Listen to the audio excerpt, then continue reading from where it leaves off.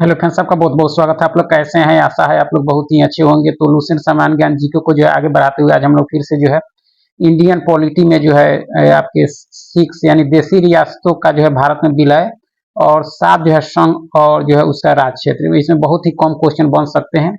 तो इनसे संबंधित जो भी प्रश्न इसमें बन सकते हैं उन सारे प्रश्नों को आज हम लोग इस वीडियो के माध्यम से देखने वाले हैं। जैसा कि हम लोग इस सीरीज में जो है लुसेंट के हर टॉपिक को जो ऑब्जेक्टिव फॉर्म में जो है बदलकर देख रहे हैं, एमसीक्यू के रूप में देख रहे हैं। तो इस क्रम में पॉलिटी में आज हम लोग जो है देशी रियासतों का भारत में विलय और संघ और उसका राज क्षेत्र से संबंधित जो भी प्रश्न बन सकते हैं उन सारे प्रश्नों को देखने वाले हैं। चलिए शुरू करते हैं।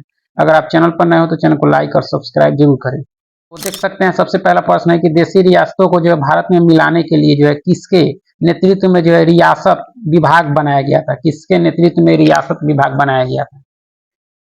तो यह बनाया गया था सरदार वल्लभ भाई पटेल के नेतृत्व में बनाया गया था। ठीक है। चलिए, देशी रियासतों के एकीकरण में जो है किस अधिकारी ने जो है महत्वपूर्ण प्रशासनिक भूमिका निभाई?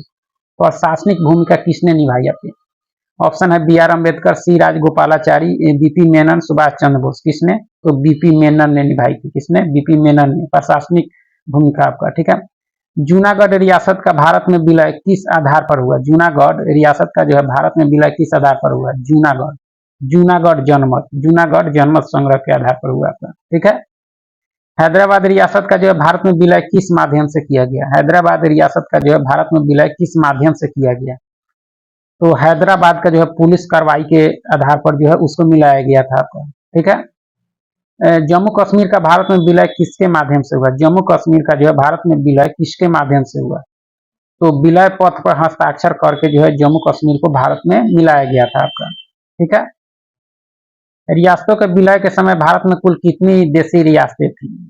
रियासतों के विलय के समय जो भारत में कुल कितनी देशी रियासतें थी? तो 562 थी। कितनी थी? 562 आपका। ठीक है।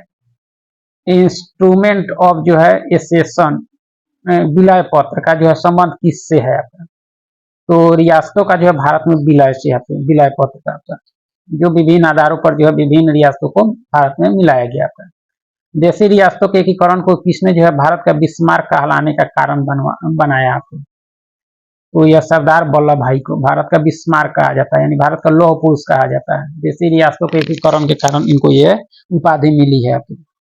हैदराबाद में की गई पुलिस कार्रवाई का जो है कोड नाम क्या था? यह काफी इंपॉर्टेंट है। कोड नाम आपका क्या था?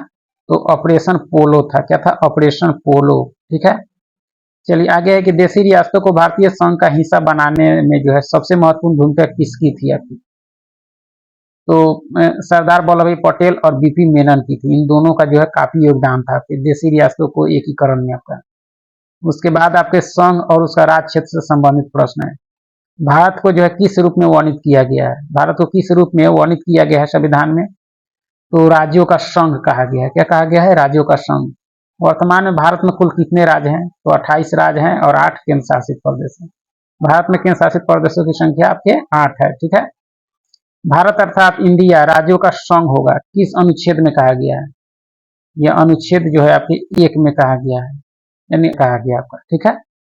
नए राज्यों का प्रवेश या स्थापना किसके द्वारा जो है की जा सकती है? नए राज्यों का, तो ये आपके संसद के द्वारा की जा सकती है। किसके द्वारा? संसद के द्वारा। नए राज्य बनाने की शक्ति किस अनुच्छेद में दी गई है? संसद को जो है नए राज्य बनाने की शक्ति किस अनुच्छेद में दी गई है? तो अनुच्छेद 2 में है। किसमें है? अनुच्छेद 2 में आपका। ठीक है। राज्यों की सीमाओं, नाम या क्षेत्र में परिवर्तन कौन कर सकता है? तो आपके संसद कर सकता है। कौन कर सकता है? संसद। निम्न में से कौन सा जो है कथन सही है? कौन सा कथन सही है? तो भारत जो है राज्यों का संघ है, यह संविधान कहता है आपका। अनुच्छेद 3 जो है किससे संबंधित है?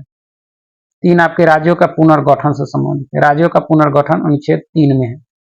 दादर और नागर हवेली तथा जो है दमन और दीव के जो है विलय के बाद राजधानी क्या है आपका?